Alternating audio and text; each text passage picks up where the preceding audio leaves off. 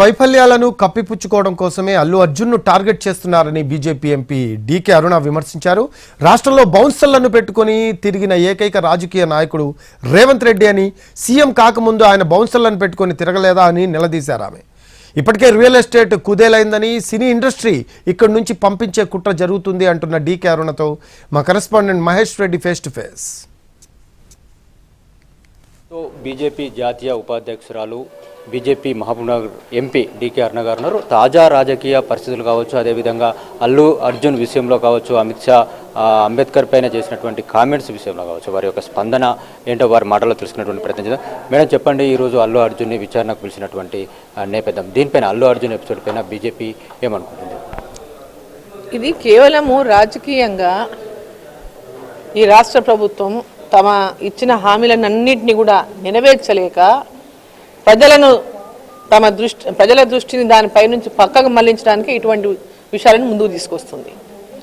అసలు అల్లు అర్జున్ విషయంలో, ఆ సినిమా విషయంలో, ఆ జరిగిన సంఘటన విషయంలో ఎంబడే ప్రభుత్వం స్పందించి రాష్ట్ర ప్రభుత్వం తరఫున ఆ కుటుంబానికి ఏ విధంగా అండగా ఉంటారు, సినిమా వాళ్ళ తరఫున వాళ్ళు ఏ విధంగా అండగా ఉండాలంటే ఒక డైరెక్షన్ ఇచ్చి దాని కథ ముగింపు చేయాలి. వాస్తవంగా కుటుంబాన్ని ఆదుకోవాలి.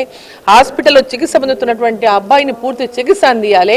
ఆ అబ్బాయి భవిష్యత్తును కూడా పూర్తిగా విద్యాపరంగా అన్ని రకాలుగా అండ ఉంటామని భరోసా ఇవ్వాలి. అటువంటి వాటిని పక్కకు వదిలేసి రాజకీయం చేయడం అనేది ఏమాత్రం కూడా సమంజసం కాదు. దాన్ని తీవ్రంగా ఖండిస్తున్నా. వారి ఇంటిపైన దాడి కూడా, అల్లు అర్జున్ ఇంటిపైన కూడా దాడి చేయడాన్ని తీవ్రంగా ఖండిస్తున్నా. ఈ లా అండ్ ఆర్డర్ అసలు ఏమైంది?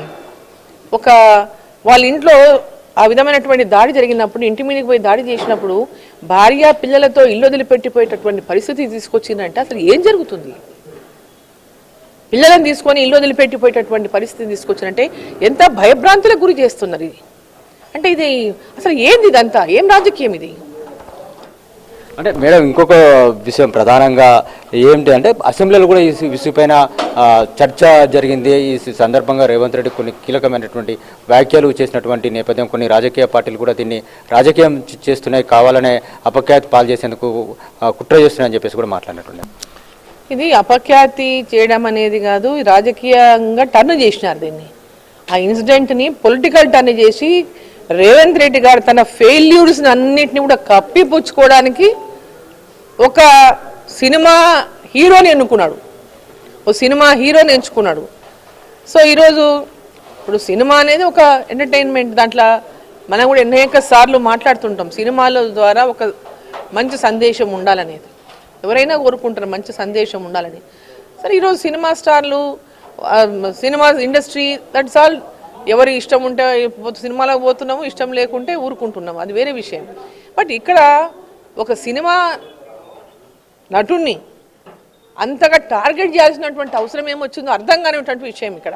అంటే పొలిటికల్గా తను ఫెయిల్యూర్స్ని కప్పిపుచ్చుకొని ఇంకే ప్రజలందరినీ యొక్క తమ ఆలోచనల్ని, ప్రజల యొక్క ఆలోచనల్ని డైవర్ట్ చేయడానికి ఈ సంఘటనని ఇదంతా జరుగుతుందా? ఈరోజు కాంగ్రెస్ దేశవ్యాప్తంగా ఆందోళన చేసినటువంటి నేపథ్యంలో దాని బీజేపీ పైన ఎలాంటి ఎఫెక్ట్ పడేటువంటి అవకాశం ఉందని చెప్పేసి మీరు అనుకుంటున్నారు? వాళ్ళు పబ్లిక్లోకి వెళ్తామని చెప్తున్నారు, వరుసగా కార్యక్రమాలు కొనసాగిస్తామని చెప్తున్నటువంటి నేపథ్యం. పబ్లిక్లోకి వాళ్ళు వెళ్ళడం కాదు, పబ్లిక్లోకి మేము కూడా అంబేద్కర్ గారి గురించి కాంగ్రెస్ పార్టీ ఏ విధంగా అవమానాలకు గురి చేసింది, ఎన్ని రకాలుగా ఆయనను వంచిందనేటువంటి విషయం మేము కూడా తీసుకెళ్తాం కదా. ఒక్కొక్క సంఘటనని ప్రజల్లోకి మేము కూడా తీసుకెళ్తాం. అంబేద్కర్ గారు పోటీ చేసినప్పుడు అంబేద్కర్ గారి దగ్గర ఉన్నటువంటి తన సహాయకుని, అంబేద్కర్ గారి దగ్గర పనిచేస్తున్నటువంటి వ్యక్తికి వీళ్ళు పోటీ పెట్టించి అంబేద్కర్ గారిని ఓడించిండ్రు. వీళ్ళు అంబేద్కర్ గారి గురించి ఈరోజు మాట్లాడుతుంటే వీళ్ళకి అసలు ఏమైనా ఉన్నదా? ఓసారి చరిత్ర చదువుకోమనండి.